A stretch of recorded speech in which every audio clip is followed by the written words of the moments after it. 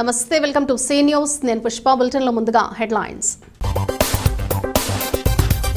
బాధ్యతాయుతంగా బీజేపీ సభ్యత్వాలు చేయించాలి. జాతీయ కార్యవర్గ సభ్యుడు సోము వీర్రాజు. దళితులంటే ఏ రాజకీయ పార్టీకి గిట్టడం లేదు. హౌస్ అరెస్ట్ చేయడంపై హర్షకుమార్ మండిపాటు. పుష్కర ఘాట్లో కొలువు తీరనున్న సృష్టి గణపతి. రాజమహేంద్రవరం గణేష్ ఉత్సవ కమిటీ ఏర్పాట్లు. గోదావరికి పెరగనున్న వరద ప్రవాహం. ధవళేశ్వరం, భద్రాచలం వద్ద పెరుగుతున్న నీటి మట్టం. రాజమహేంద్రలో ఘనంగా ఉపాధ్యాయ దినోత్సవం. పూర్వ విద్యార్థిని శ్రీవత్సల శర్మకు ఆత్మీయ సత్కారం. దేశానికి శాశ్వత ప్రయోజనాలు కల్పించాలనే లక్ష్యంతో స్థాపించబడిన పార్టీ భారతీయ జనతా పార్టీ అని ఆనాటి నుంచి నేటి వరకు అదే పంథాలో పనిచేస్తోందని ప్రధానమంత్రి నరేంద్ర మోడీ మూడోసారి ప్రధానమంత్రిగా బాధ్యతలు చేపట్టారంటే దానికి పార్టీకి ఉన్న బలమే కారణమని జాతీయ కార్యవర్గ సభ్యుడు సోము వీర్రాజు అన్నారు. బీజేపీ సదస్యత అభియాన్ 2024 కార్యక్రమాన్ని ఇప్పటికే ప్రధాని నరేంద్ర మోడీ తొలి సభ్యత్వం తీసుకుని ప్రారంభించారని, అదే స్ఫూర్తితో తూర్పుగోదావరి జిల్లాలో అత్యధిక స్థాయిలో సభ్యత్వాలు నమోదు చేయించి పార్టీని మరింత బలోపేతం చేయాలని ఆయన పిలుపునిచ్చారు. స్థానిక క్వారీ మార్కెట్ సెంటర్ బీజేపీ కార్యాలయంలో జిల్లా అధ్యక్షుడు బొమ్మల దత్తు అధ్యక్షతన జరిగిన సభ్యత్వ నమోదు అవగాహన సమావేశంలో సోము వీర్రాజు మాట్లాడుతూ దేశ ప్రజల్లో స్వాభిమానాన్ని నెలకొల్పిన పార్టీ బీజేపీ మాత్రమేనన్నారు. ఈ నెల 8వ తేదీన రాష్ట్ర అధ్యక్షులుగా దగ్గుపాటి పురంధేశ్వరి సమావేశం నిర్వహించే నాటికి అతి ఎక్కువ సంఖ్యలో సభ్యత్వ నమోదు చేయటమే లక్ష్యంగా పనిచేయాలని పిలుపునిచ్చారు. పెద్ద వయసు సీఎం చంద్రబాబు విజయవాడలో వరద బాధిత ప్రాంతాల ప్రజలను కాపాడేందుకు అనునిత్యం పనిచేస్తున్నారని అన్నారు. అనపర్తి ఎమ్మెల్యే నల్లమిల్లి రామకృష్ణారెడ్డి మాట్లాడుతూ పార్టీ సభ్యత్వాలు చేసేందుకు నాయకులు, కార్యకర్తలు ఉత్సాహంగా ముందుకు వస్తున్నారని అన్నారు. ప్రతి ఇంటికి వెళ్లి వారికి బీజేపీ చేపడుతున్న కార్యక్రమాలను వివరించి సభ్యత్వం చేపించాలన్నారు. చాలా మంది నాయకులు రాష్ట్రంలో ఓటమి, నైరాశ్యంలో కూరుకుపోయిన పార్టీ నుంచి బీజేపీలోకి రావడానికి ఆసక్తి చూపుతున్నారని అన్నారు. అధ్యక్షుడి తీరుతో ఆ పార్టీ నాయకులు, కార్యకర్తలకు ఎటు వెళ్లాలో తెలియక ఇటు చూస్తున్నారని అన్నారు. బొమ్మల దత్తు సభ్యత్వ నమోదు విషయంలో వ్యవహరించాల్సిన అంశాలపై అవగాహన కల్పించారు. సమావేశంలో బీజేపీ నాయకులు రేలంగి శ్రీదేవి, పరిమి రాధాకృష్ణ, అడబాల రామకృష్ణ, నర్సిపల్లి హారిక, రొంగల గోపి శ్రీనివాస్, కారుపాటి వివేకానంద, కురగంటి సతీష్, ఆకుల శ్రీధర్, సత్యబాబు, వై రంగబాబు, నీరుకొండ వీరన్న చౌదరి, ఆంజనేయులు తదితరులు పాల్గొన్నారు. దేనికి అవసరం? దేశంలో మౌలికమైనటువంటి సమగ్ర స్వరూపాన్ని ఒకే దేశంగా, అంటే కంటికి కాలికి నొప్పి వస్తే మొత్తం శరీరం అంతా ఎలా అయితే స్పందిస్తామో అలాగే దేశంలో ఏ అంశం వచ్చినప్పుడు కూడా మనం స్పందించాలి. ఇది మన ప్రధానమైనటువంటి ధ్యేయం. ఆ ఆలోచనతో, ఆ ఆకాంక్షతో అనేక అంశాలు దేశంలో మనం చేపట్టాం.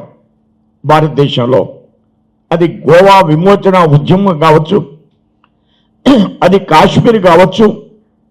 కాశ్మీర్ కోసం మన 51లో ఎవరైతే భారతీయ జనసంఘానికి అధ్యక్షులుగా ఉన్నారో ఆయనే కాశ్మీర్లో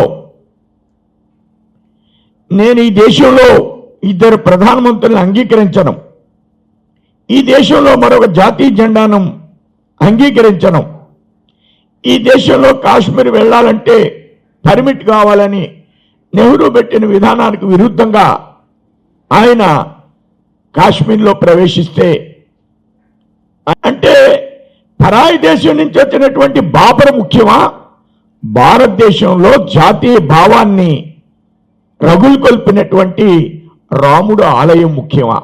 ఒక స్వాభిమానాన్ని భారత జాతిలో రగులుకొల్పినటువంటి పార్టీ భారతీయ జనతా పార్టీ. ఇటీవల కాలంలో జరిగిన సంఘటనలు కానివ్వండి, గత 10 సంవత్సరాలుగా నరేంద్ర మోడీ గారి నాయకత్వంలో భారతదేశం సాధించిన ప్రగతి కానీ, అభివృద్ధి కానీ ఆలోచన చేసి అనేక మంది సామాన్య ప్రజానీకం కూడా భారతీయ జనతా పార్టీలోకి రావాలి, భారతీయ జనతా పార్టీలో సభ్యులుగా చేరాలనేది ఒక ఆలోచన చేస్తూ ఉన్నారు. ఆ విధంగా మనం చేర్పించుకోవాలంటే ప్రధానంగా మనం ఇంటింటికి వెళ్లాల్సిన అవసరం ఉంది. ఎక్కడో ఒక చోట కూర్చొని ఆహ్వానించి సభ్యత్వం చేర్చడమే కాకుండా ఇంటింటికి వెళ్ళడం ద్వారా కూడా ఎక్కువ మంది సభ్యుల్ని మనం చేర్పించగలుగుతాం అనేది కూడా నా అభిప్రాయంగా మీ అందరికీ సవినయంగా తెలియజేసుకుంటూ ఉన్నా. అదేవిధంగా కోడళ్ళలో ఏ విధంగా కార్యక్రమం పెడతామో ఆ విధంగా కాకుండా ప్రతి గ్రామంలో ప్రతి ఇంటికి వెళ్ళి సభ్యత్వం చేర్పించడం ద్వారా మనం అనేక మందిని సభ్యులుగా చేర్పించడం ద్వారా వారికి ఉత్సాహం, మహిళల్లో కూడా ఎక్కువ మంది ఉత్సాహం చూపిస్తున్న పరిస్థితి వస్తూ ఉంది. మనం ఇంటింటికి వెళ్ళినప్పుడు మాత్రమే మహిళలు కూడా ఉత్సాహంగా పార్టీలో చేరడానికి ముందుకు వస్తారు. రాష్ట్రంలో ప్రజాస్వామ్యయుతంగా పాలన సాగిస్తామని అధికారంలోకి వచ్చిన తెలుగుదేశం పార్టీ ప్రభుత్వం కూడా జగన్ ప్రభుత్వం తరహాలోనే నిరసన తెలిపే హక్కును హరిస్తోందని, పోలీసు లాఠీ దెబ్బలు తిన్న బాధితులను పరామర్శించేందుకు వెళ్లకుండా తనను అడ్డుకోవటమే కాకుండా హౌస్ అరెస్ట్ చేయటం దారుణమని మాజీ ఎంపీ జీవి హర్షకుమార్ వ్యాఖ్యానించారు. స్థానిక కోరుకొండ రోడ్లో ఉన్న ఆయన నివాసంలో గురువారం జరిగిన మీడియా సమావేశంలో హర్షకుమార్ మాట్లాడుతూ మండపేట నియోజకవర్గ పరిధిలోని ద్వారంపూడిలో అంబేద్కర్ విగ్రహాన్ని ప్రతిష్ఠించకుండా అడ్డుకుని స్థానిక దళిత యువకులపై దారుణంగా లాఠీచార్జ్ చేశారని ఆగ్రహం వ్యక్తం చేశారు. అంబేద్కర్ విగ్రహాన్ని ఏర్పాటు చేయడాన్ని టీడీపీ, జనసేన, వైసీపీ 3 పార్టీలు వ్యతిరేకించడం విడ్డూరంగా ఉందన్నారు. రాష్ట్రంలో కూటమి ప్రభుత్వం అధికారంలోకి వచ్చి ఇంకా 3 నెలలు పూర్తి కాలేదని, రాష్ట్రంలో పెన్షన్లు, అన్న క్యాంటీన్లు ప్రారంభించడం తప్ప ప్రభుత్వం చేసిందేమీ లేదని విమర్శించారు. తాను ద్వారంపొడి వెళ్లి బాధితులను పరామర్శించాలని ప్రయత్నిస్తే అడ్డుకుని హౌస్ అరెస్ట్ చేశారని ఆరోపించారు. 3 రోజుల నుంచి గొడవ జరుగుతోందని, అంబేద్కర్ విగ్రహం వద్ద అక్కడ మంగవీటి మోహన్ రంగ విగ్రహాన్ని పెట్టడానికి ప్రయత్నిస్తున్నారని పేర్కొన్నారు. ఒకవైపు జనసేన పార్టీ అధ్యక్షుడు అంబేద్కరే ఆదర్శమంటూ ఆయన పాదాలకు మొక్కుతుంటే ఆ పార్టీ నాయకులు మాత్రం అంబేద్కర్ విగ్రహం పెట్టవద్దని అడ్డుకోవటం సరికాదన్నారు. దళితులకు సమస్య వచ్చేసరికి 3 పార్టీలు ఏకమైపోతున్నాయని వ్యాఖ్యానించారు. తాను ఎక్కడికి వెళ్లి ఎప్పుడు గొడవ చేయలేదని, అయినా తనపై 10కి పైగా కేసులు పెట్టి ఇబ్బందులకు గురి చేశారన్నారు. ఇప్పుడు ఎక్కడికక్కడ పోలీస్ చెక్పోస్టులు పెట్టి ద్వారంపొడిని దిగ్బంధనం చేశారని ఆరోపించారు. చంద్రబాబు గారు మాట తప్పారు. ప్రజాస్వామ్యయుత పాలన చేస్తానన్నారు. ఎవరన్నా సరే నిరసన తెలిపే స్వాతంత్రం ఉంటుంది మా ప్రభుత్వంలో. ఎవరన్నా నిరసన తెలపచ్చు. ఇక ముందు ఇంతకు ముందులాగా హౌస్ అరెస్టులు అవి చేయం. ఎవరైనా సరే ఏదన్నా నిరసన తెలపాలనుకుంటే తెలపచ్చు అని కూడా ఆయన చెప్పడం జరిగింది. పథకాలు ఒక ఫంక్షన్లు, అన్నా క్యాంటీన్ తప్పితే ఇంకే పథకాలు కూడా జగన్ తీసేసినవి తిరిగి పెట్టడం జరగలేదు. కానీ హౌస్ అరెస్టుల పర్వం మొదలుపెట్టేశారు. ఈ రోజున హౌస్ అరెస్ట్ ఎందుకు చేశారంటే ఒక కాగితం ఇచ్చారు. ఏంటంటే మండపేటలో అంబేద్కర్ విగ్రహం విషయంలో 3 రోజుల నుంచి గొడవ జరుగుతుంది. 3 రోజుల నుంచి గొడవ జరుగుతూ ఉంటుంటే రాత్రి అంబేద్కర్ విగ్రహాన్ని పెట్టారు. పోలీసులు ఎదురుగుండానే పెట్టారు. తర్వాత స్పెషల్ ప్రొటెక్షన్ ఫోర్స్ వచ్చి అతి దారుణంగా ద్వారపూడిలో లాఠీ చార్జీ చేసి ఇళ్ల వరకు, పేటల వరకు తరుముకుంటూ వెళ్ళి రోడ్డు మీద ఉన్న వాళ్ళని దారుణంగా లాఠీ చార్జీ చేసి పెట్టిన అంబేద్కర్ విగ్రహాన్ని పోలీసులు పికిలించి తీసేశారు. మొత్తం అన్ని పార్టీలు కలిసిపోయింది.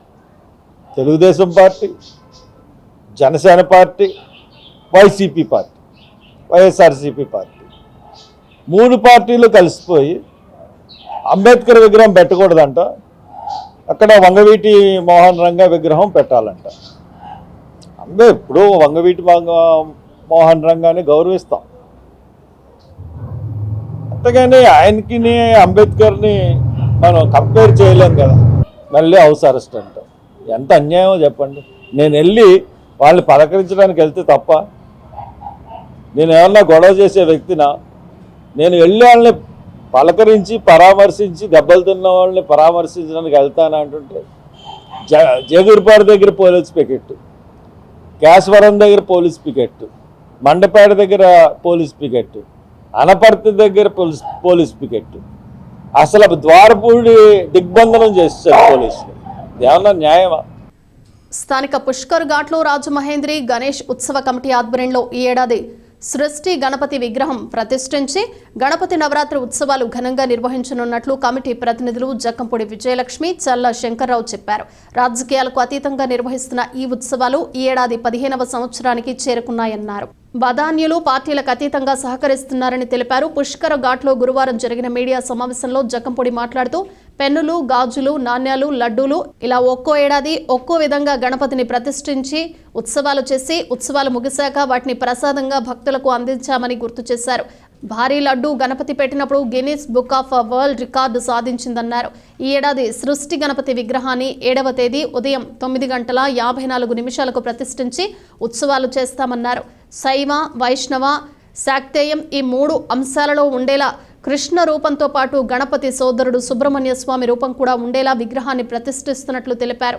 చల్ల మాట్లాడుతూ మనం ఏ కార్యక్రమం తలపెట్టినా, ఏ పూజ చేసినా ముందుగా గణపతిని ఆరాధిస్తామని, అగ్రతాంబూలం ఇస్తామని గుర్తు చేశారు.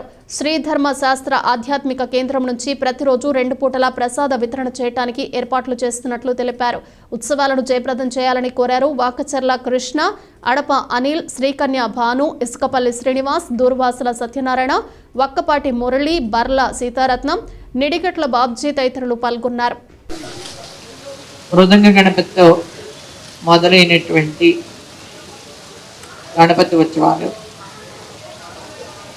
గత 15 సంవత్సరాలుగా ప్రాధాన్యులైనటువంటి దాతల సహకారంతో పెద్దలు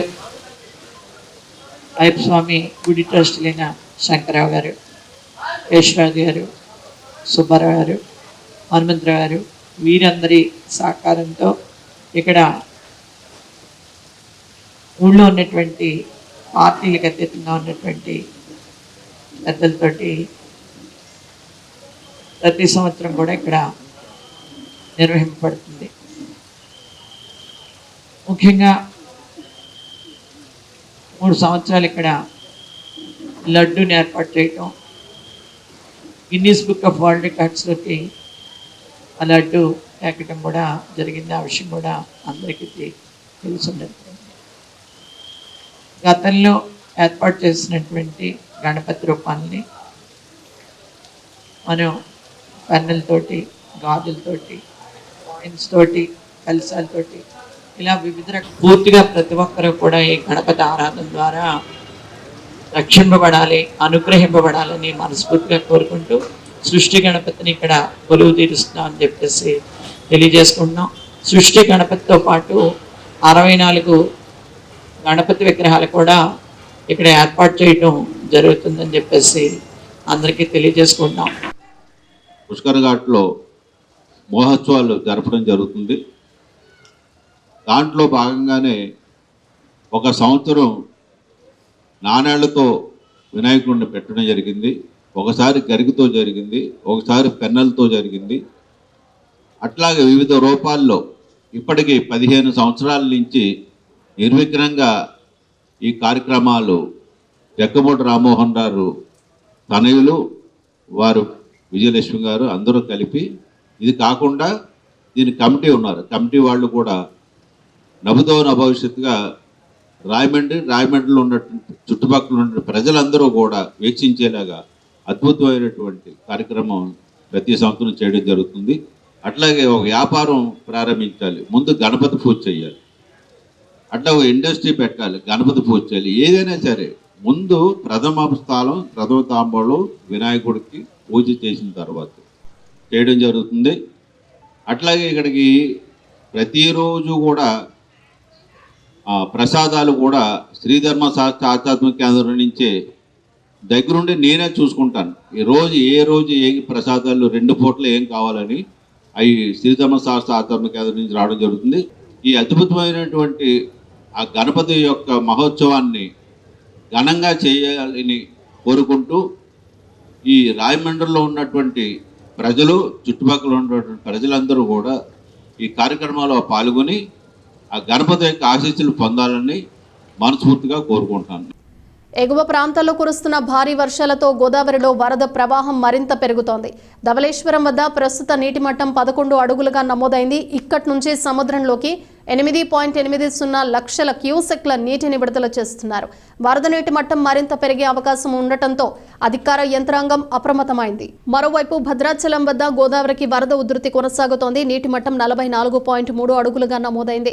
ఇక్కడ మొదటి ప్రమాద హెచ్చరిక కొనసాగుతోంది. దిగువకు 9,74,666 క్యూసెక్ల వరద ప్రవాహం వెళుతోంది. లోతట్టు ప్రాంత ప్రజలు అప్రమత్తంగా ఉండాలని అధికారులు సూచిస్తున్నారు. మత్స్యకారులు చేపల వేటకు వెళ్లొద్దని కలెక్టర్ సూచించారు.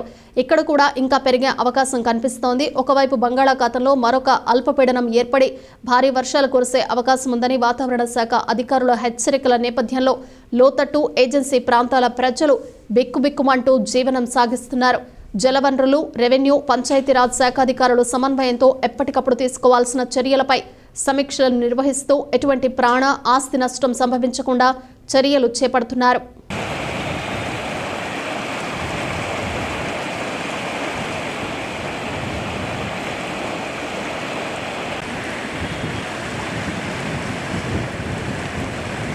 ఉపాధ్యాయులు జీతాల కోసం ప్రభుత్వ పాఠశాలల్లో పనిచేస్తూ తమ పిల్లల్ని మాత్రం ప్రైవేటు పాఠశాలల్లో చదివిస్తున్నారని, ప్రభుత్వ పాఠశాలలపై వారికే నమ్మకం లేకపోతే ఎలాగని రాజమహేంద్రి విద్యాసంస్థల కరెస్పాండెంట్ టీకే విశ్వేశ్వరరెడ్డి ప్రశ్నించారు.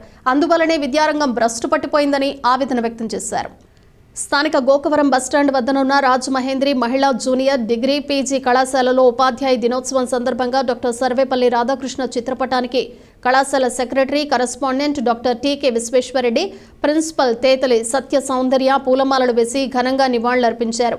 కళాశాల పూర్వ విద్యార్థిని, ప్రస్తుతం ఆర్ట్స్ కళాశాలలో ఫైన్ ఆర్ట్స్ విభాగంలో అధ్యాపకురాలిగా పనిచేస్తూ శ్రీలలిత ఐశ్వర్యాంబిక నృత్య క్షేత్రాన్ని స్థాపించి శిక్షణ ఇస్తున్న డాక్టర్ శ్రీవత్సల శర్మకి శాలువ కప్పి మెమోంటో అందచేసి ఘనంగా సత్కరించారు. టీకే మాట్లాడుతూ శ్రీవత్సల సాధించిన విజయంలో ప్రధానమైనది గిన్నిస్ బుక్ ఆఫ్ వరల్డ్ రికార్డులో తన పేరు నమోదవటం. ఆ సర్టిఫికేట్ను భారత మాజీ రాష్ట్రపతి ప్రతిభా పాటిల్ చేతుల మీదుగా తీసుకోవటం జరిగిందన్నారు. అటువంటి విద్యార్థినిని ఆదర్శంగా తీసుకుని మిగిలిన విద్యార్థులు ఉన్నత స్థాయికి ఎదగాలని ఆకాంక్షించారు.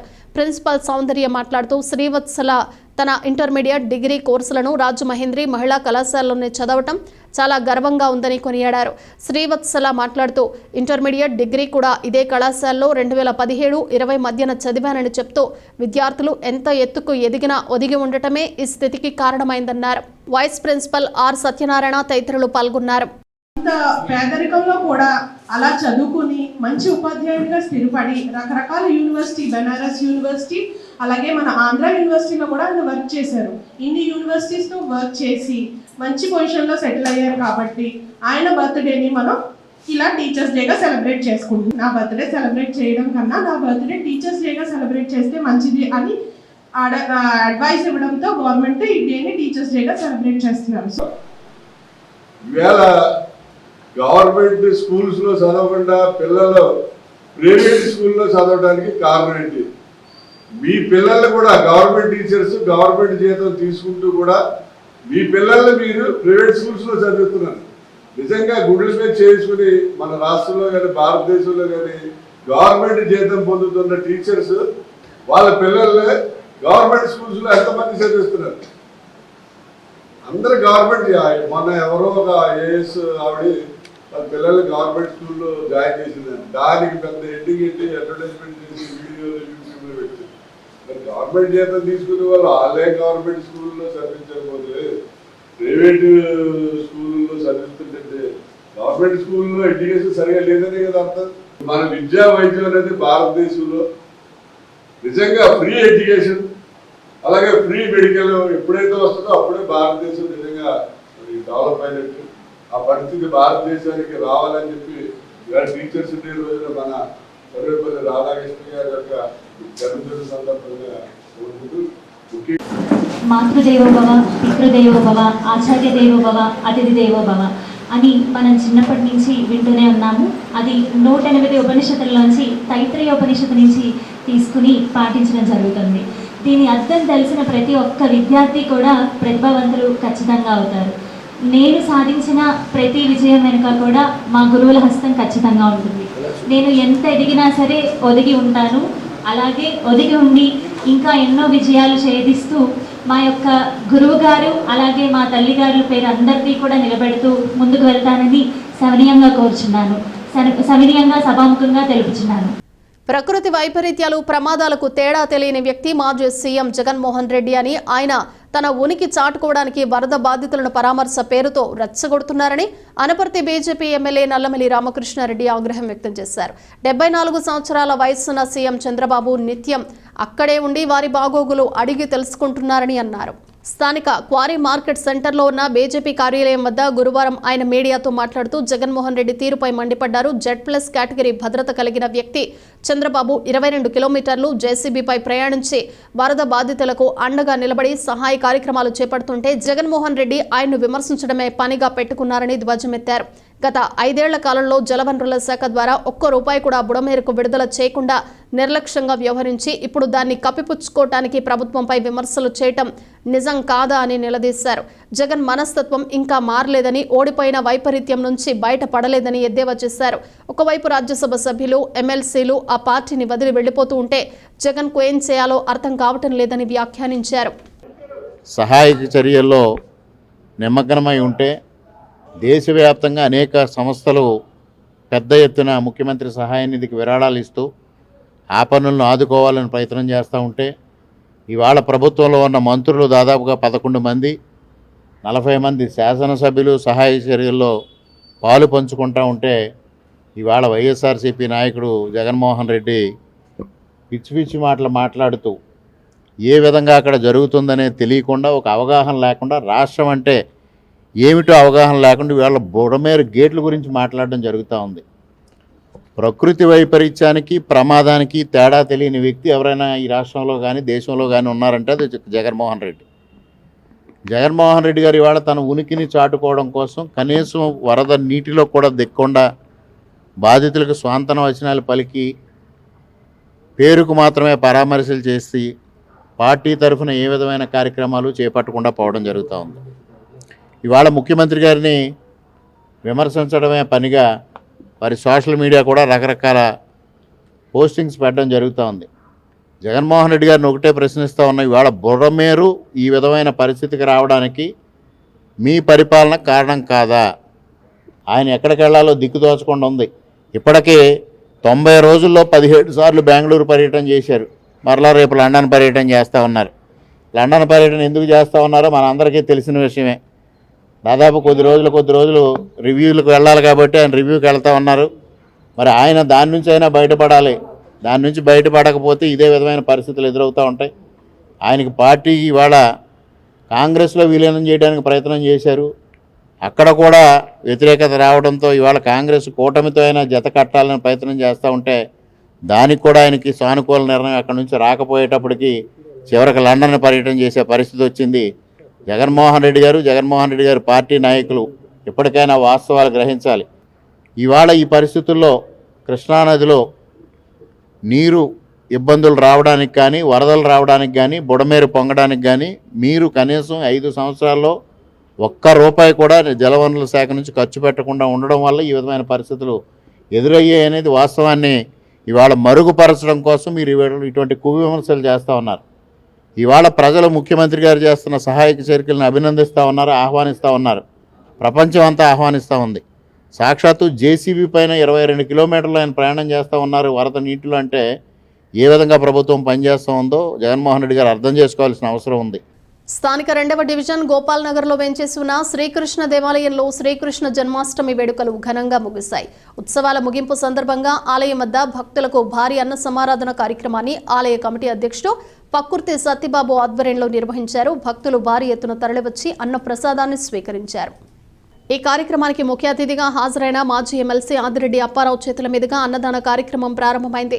జనసేన కార్పొరేషన్ అధ్యక్షుడు వై శ్రీను, వైఎస్ఆర్సీపీ నాయకురాలు మేడపాటి షర్మిలారెడ్డి, నగర టీఎన్టీయూసీ నాయకులు ప్రధాన కార్యదర్శి మెస్కా Jogi Naidu, Mane Adibabu, Mane Dorababu, TNTUC secretary Teeda Adibabu, TDP నాయకుడు మెస్కా రాము, భగవాన్, నాగేంద్ర, నాగమణి, తొళ్లి పద్మ, బ్యాంకు నాగేశ్వరరావు, శ్రీను తదితరులు పాల్గొన్నారు.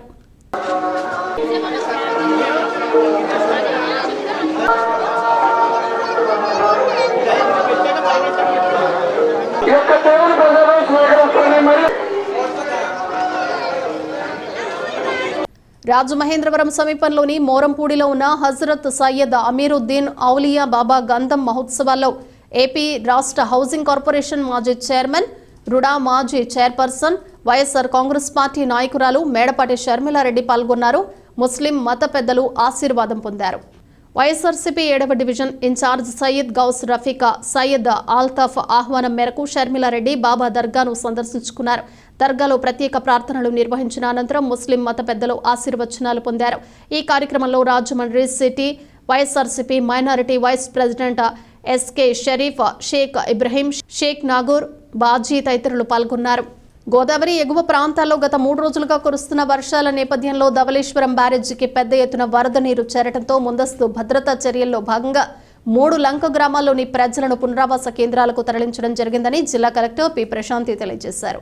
అక్కడ భోజనం, వైద్య సదుపాయాలు కల్పించామన్నారు. వారి పరివాహక ప్రాంతంలోని లంక గ్రామాల ప్రజలను ముందస్తుగా సురక్షిత ప్రాంతాలకు తరలించామన్నారు. మరబోట్లు ఏర్పాటు చేసి గోదావరి నది లంక గ్రామాల్లో బ్రిడ్జ్ లంక నుంచి 108 మందిని, కేతవారి లంక, వెదుర్ లంక నుంచి 120 మందిని, రాజమహేంద్రవరంలో 2 పునరావాస కేంద్రాలకు తరలించి వసతి కల్పించడం జరిగిందన్నారు. బ్రిడ్జ్ లంకకు చెందిన 108 మందిని ఆల్కట్ గార్డెన్లోని మున్సిపల్ కళ్యాణ మండపం, కేదారవారి లంక, వెదుర్ లంకకు చెందిన 120 మందిని చంద సత్రానికి తరలించడం జరిగిందన్నారు. వారికి భోజన సదుపాయంతో పాటు మెడికల్ క్యాంప్ ఏర్పాటు చేశామన్నారు. పునరావాస కేంద్రాలకు తరలించే ప్రక్రియను రాజమహేంద్రవరం ఆర్డీఓ కేఎల్ శివజ్యోతి, జిల్లా fire officer M Martin Luther king, fisheries అధికారి కేవి కృష్ణారావు, నగరపాలక సంస్థ అధికారులు పర్యవేక్షించడం జరిగిందన్నారు.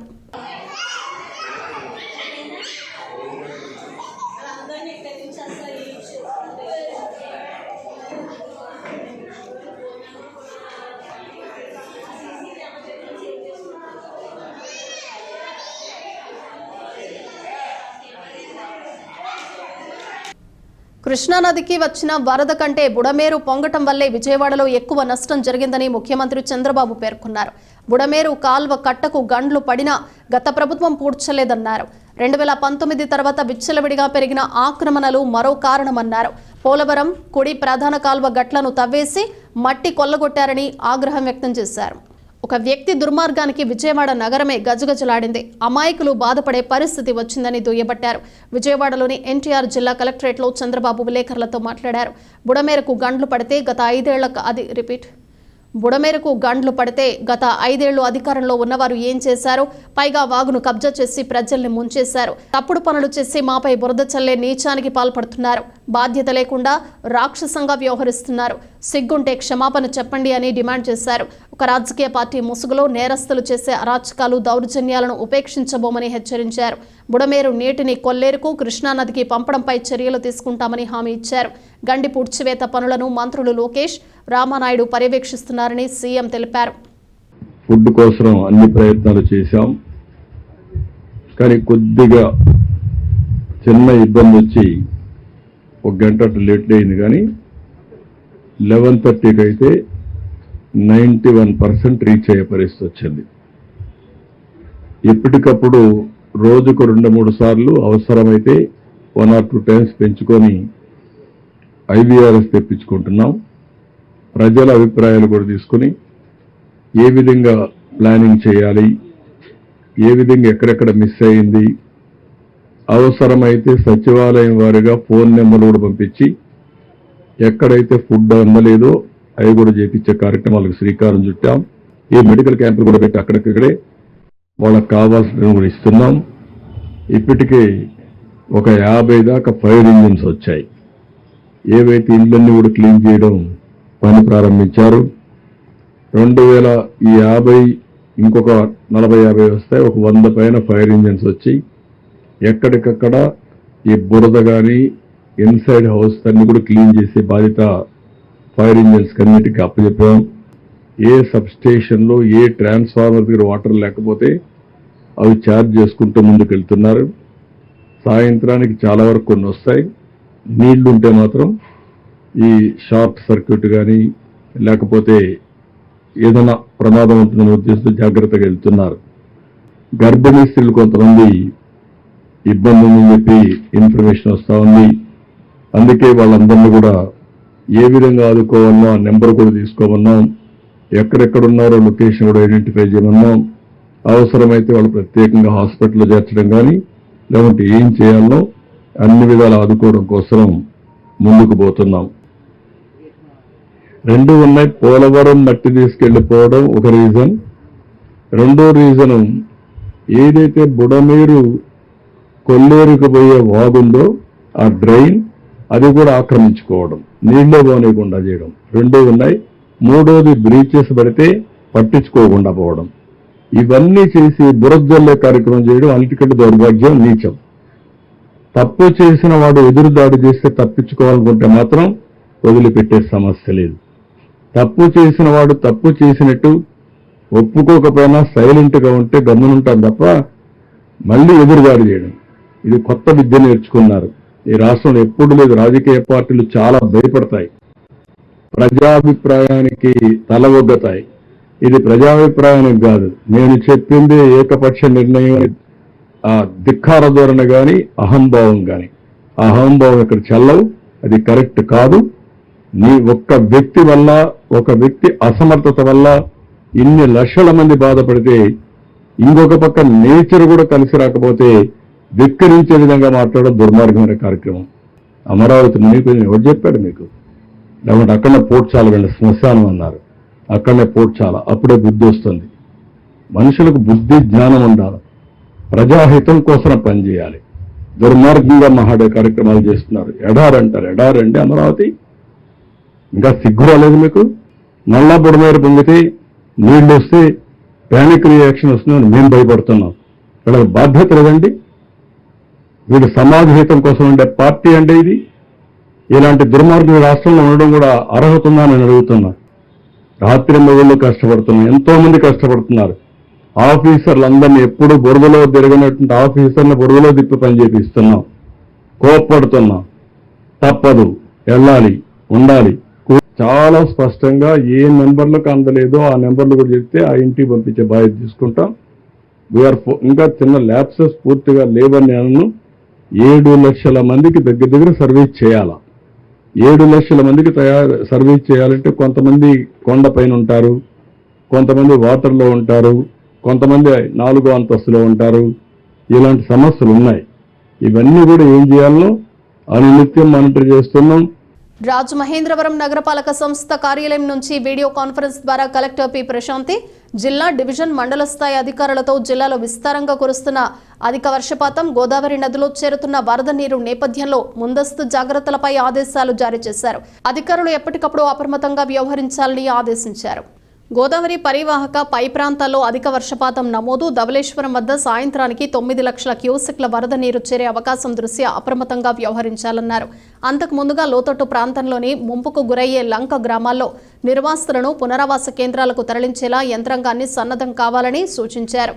బ్రిడ్జ్ లంక, ముల్లకలంక తదితర ప్రాంతాల్లో పరిస్థితిని సమీక్షించాలన్నారు. Rajahmundry RDO, Kovvur sub collector ప్రత్యేకంగా దృష్టి పెట్టాలని పేర్కొన్నారు. మొత్తం నోడల్ అధికారిగా ముందస్తు జాగ్రత్తలు తీసుకోవడం, అనుబంధ శాఖలతో సమన్వయం చేసుకోవాలన్నారు.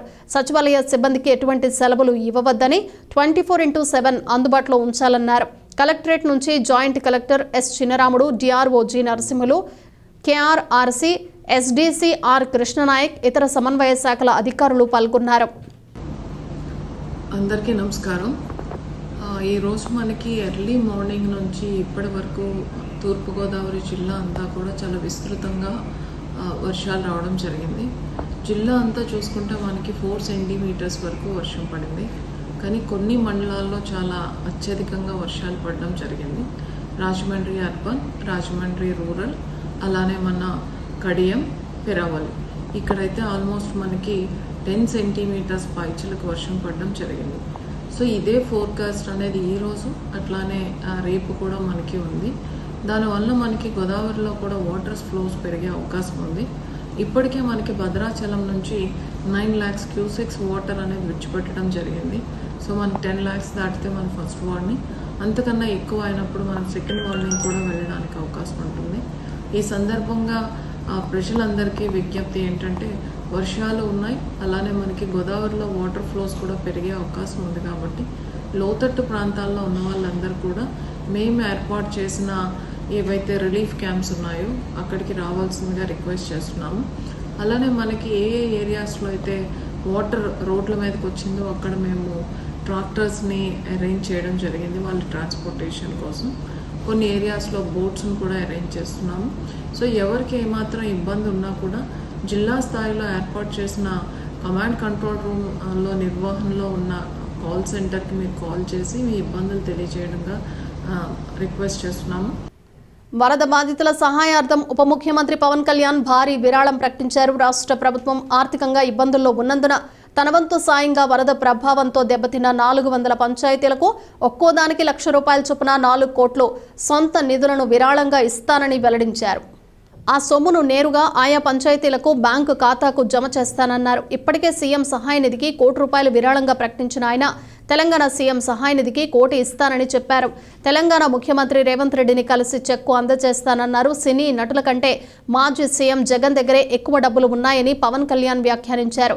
సినీ నటులు సంపాదించిన డబ్బు కంటే హడావిడి గోలే ఎక్కువని, నిశ్శబ్దంగా ఉండే జగన్ దగ్గరే 10 లక్షల కోట్లు ఉంటాయని అభిప్రాయపడ్డారు. వరద ప్రభావిత గ్రామాల్లో చేపడుతున్న సహాయక కార్యక్రమాలపై తాడేపల్లిలోని పంచాయతీరాజ్ గ్రామీణాభివృద్ధి శాఖ కమిషనర్ కార్యాలయంలో బుధవారం సమీక్ష నిర్వహించిన అనంతరం ఉప ముఖ్యమంత్రి విలేకరులతో మాట్లాడారు. అలాగే వరద ప్రాంతాల్లో, ప్రభావిత ప్రాంతాల్లో నిత్యం పర్యటిస్తూ అన్నిత్యం అధికారులతో సమీక్షిస్తూ గౌరవ ముఖ్యమంత్రి చంద్రబాబు గారు తిరుగుతూ ఉన్నారు. అలాగే NDR national disaster response force, అలాగే స్టేట్ డిజాస్టర్ రెస్పాన్స్ ఫోర్స్, అలాగే పోలీసు, అలాగే మరి నిజంగా నిన్న డిజాస్టర్ మన పైకి వెళ్తే పైన మన డిజాస్టర్ మన స్టేట్ డిజాస్టర్ రెస్పాన్స్ ఫోర్స్ ఈ కమాండ్ సెంటర్కి వెళ్తే ఫస్ట్ టైం మీడియా ఎంత యాక్టివ్గా ఉన్నారనేది నాకు చాలా చాలా ఆనందం వేసింది. ఆయన సిసోడే గారు కూడా చెప్తా ఉన్నారు, state disaster response force head చేశాను. కొన్నిసార్లు మాకంటే కూడా మీడియా వారే చాలా ముందులో ఉన్నారు. ఇది కొన్నిసార్లు మాకు బాగా తెలియజేస్తాం, అందుకని పర్టికులర్గా మేము మీడియాని కూడా ఫాలో అవుతుంటామని చెప్పారు. అలాగే దాదాపు 29 మంది ఈ వరదల వల్ల ప్రాణాలతో చనిపోయారు, మన ప్రాణాలు కోల్పోయారు. 2 మంది మిస్ అయ్యారు. యాజ్ ఆన్ టుడే ఒక 200 పైచిలకు జంతువులు, పశువులు చచ్చిపోయినాయి. అలాగే ముఖ్యంగా 59,848 ఈ మన మనకి పౌల్ట్రీ బర్డ్స్ చచ్చిపోయినాయి. మనుషుల కోసమే కాకుండా జంతువుల కోసం కూడా మనం ప్రత్యేకించి ఒక 131 హెల్త్ క్యాంప్స్ ఓన్లీ పశువుల కోసం పెట్టాం. నెంబర్ ఆఫ్ యానిమల్స్ ట్రీట్ చేసింది దీనివల్ల 8,741 మంది 41 పశువులను ట్రీట్ చేశాం. వ్యాక్సినేటెడ్ యానిమల్స్ దీంట్లో 12,784. అలాగే చాలామంది మత్స్యకారులు పడవలు దెబ్బతిన్నాయి, ఒక 60 పడవలు దెబ్బతిన్నాయి. అలాగే రోడ్లు భవనాల శాఖకు సంబంధించిన రోడ్లు దాదాపు 3,312 కిలోమీటర్ల లెంత్ రోడ్డు దెబ్బతింది. అలాగే పంట నష్టం కూడా ముఖ్యంగా వ్యవసాయం 1,69,000 హెక్టార్లు నష్టపోయారు, పంట నష్టం జరిగింది. అలాగే ఉద్యాన పంటలు కూడా 18,424 హెక్టార్లు ఉద్యానవనం పంట రైతులు నష్టపోయారు. అలాగే పంచాయతీరాజ్ ఇంజనీరింగ్ డిపార్ట్మెంట్ సంబంధించినంత వరకు పాడైన, ఇందాక మనం మాట్లాడుతూ ఉంటే శశిభూషణ్ గారి ఆధ్వర్యంలో దెబ్బతిన్న రోడ్లు కానీ పాడైపోయిన రోడ్లు కానీ దాదాపు 232 అంటే దాదాపు 233 కిలోమీటర్ల రోడ్లు దెబ్బతిన్నాయి. అలాగే ఈ కోసుకుపోయిన రోడ్లు కానీ రోడ్ బ్రీచెస్ కానీ దాదాపు 40 రోడ్ బ్రీచెస్ ఉంటే ఇట్లా తెగిపోయినాయి ఉంటే వాటిని 11 రోడ్లను వెంటనే పునరుద్ధరించారు. కొన్నిటికి ఎందుకు చేయలేకపోయారంటే కొన్ని లంక గ్రామాలకు వెళ్తూ ఉన్నాయి, ఇంకా నీరు ఉండటం వల్ల వాటిని ముందుకి ఆ నీరు తగ్గే వరకు తప్ప ఇంకా తిరిగి పునరుద్ధరించే కష్టం ఉంటుంది. ఇది ఈ నదీ పరివాహక ప్రాంతాలు ఇక్కడ నుంచి సహజ స్థితిలో అది ఆ వాగులు వంకల నుంచి వెళ్ళి సముద్రంకి వెళ్ళే దిశలో ఆ దారి మధ్యలో ఇల్లు కట్టేయడం, లేదంటే లేఅవుట్లు వేసేయడం, ఇవన్నీ వైలేషన్ ఒకళ్ళు చేయలేదు. కొన్ని దశాబ్దాలుగా కొంచెం ఇంక్రిమెంటల్గా చేసుకుంటూ వచ్చి ఇది చేసుకుంటూ వచ్చారు. ఇది కూడా మేము అడ్డగోలుగా కూర్చోబెట్టి ఇది వైసీపీ ప్రభుత్వం మాటలు కాకపోతే వాళ్ళు చేసి ఉండాల్సింది. ఎంతో కొంత ప్రయత్నం కూడా చేయకుండా ఇలాంటి పరిస్థితుల్లో ఇంత సమర్థవంతంగా ఆ వయసులో ఆయన బుల్డోజర్లు ఎక్కి అసలు చేరలేని ప్రదేశాల్లో, వెళ్ళలేని ప్రదేశాల్లో కూడా ఆయన బుల్డోజర్ ఎక్కి, ఆయన పోక్లైనర్లు ఎక్కి, ట్రాక్టర్లు ఎక్కి గౌరవ ముఖ్యమంత్రి గారు అది అప్రిషియేట్ చేయాల్సిందిపై నేను విమర్శించడం ఇది సరైన పద్ధతి కాదు, మార్చుకోవాలి వైసీపీ నాయకులు. అలాగే వైసీపీ నాయకులకు కూడా నా విన్నపం, నా విజ్ఞాపన, వీరు విమర్శించడానికంటే కూడా ఇది మనందరి ఉమ్మడి సమస్య, ఇది మన రాష్ట్ర సమస్య ఇది. సో మీరు కూడా నడుము వంచి, మీరు కూడా బయటకు వచ్చి, మీరు కూడా సహాయక చర్యల్లో పాల్గొనాలని మనస్ఫూర్తిగా కోరుకుంటా ఉన్నాను. మీరు సహాయం చేసి, మీరు బయటికి వచ్చి, మీరు మాట్లాడి, ఇళ్లలో కూర్చొని కాన్ఫరెన్స్లు పెడితే సరిపోదు. మీరు లోపలికి వచ్చి దిగండి మనస్ఫూర్తిగా. అలాంటి పరిస్థితులు అంటే మేము కూడా మాతో కలిసి తీసుకెళ్తాం. నామవరంలోని భారతీయ విద్యా భవన్స్లో ఉపాధ్యాయ దినోత్సవాన్ని ఘనంగా నిర్వహించారు. ఈ కార్యక్రమంలో ముఖ్య అతిథిగా భవన్స్ ప్రాంతీయ విద్యాధికారి జేఎస్ఎన్ మూర్తి పాల్గొని మాజీ రాష్ట్రపతి సర్వేపల్లి రాధాకృష్ణన్ చిత్రపటానికి పూలమాలలతో నివాళులర్పించారు. అనంతరం ఆయన మాట్లాడుతూ ఉపాధ్యాయుడు అంటే కేవలం పాఠ్యాంశ బోధకుడు మాత్రమే కాదని ప్రతి ఉపాధ్యాయుడు ఒక సంఘ సంస్కర్త అని అన్నారు. ఈ సందర్భంగా విద్యార్థులు ఉపాధ్యాయులందరినీ ఘనంగా సత్కరించారు. అనంతరం విద్యార్థులు తమ ఉపాధ్యాయుల పాత్రను పోషించారు. కార్యక్రమంలో చివరగా ఉపాధ్యాయులందరికీ ప్రత్యేకంగా ఆటల పోటీలు నిర్వహించారు. బులెటిన్ ముగించే ముందు హెడ్లైన్స్ మరోసారి. బాధ్యతాయుతంగా బీజేపీ సభ్యత్వాలు చేయించాలి. జాతీయ కార్యవర్గ సభ్యుడు సోము వీర్రాజు. దళితులంటే ఏ రాజకీయ పార్టీకి గిట్టడం లేదు. హౌస్ అరెస్ట్ చేయడంపై హర్షకుమార్ మండిపాటు. పుష్కర ఘాట్లో కొలువు తీరనున్న సృష్టి గణపతి. రాజమహేంద్రవరం గణేష్ ఉత్సవ కమిటీ ఏర్పాట్లు. గోదావరికి పెరగనున్న వరద ప్రవాహం. ధవళేశ్వరం భద్రాచలం వద్ద పెరుగుతున్న నీటి మట్టం. రాజమహేంద్రలో ఘనంగా ఉపాధ్యాయ దినోత్సవం. పూర్వ విద్యార్థిని శ్రీవత్సల శర్మకు ఆత్మీయ సత్కారం. ఇవి బులెటిన్ విశేషాలు. Keep watching see news.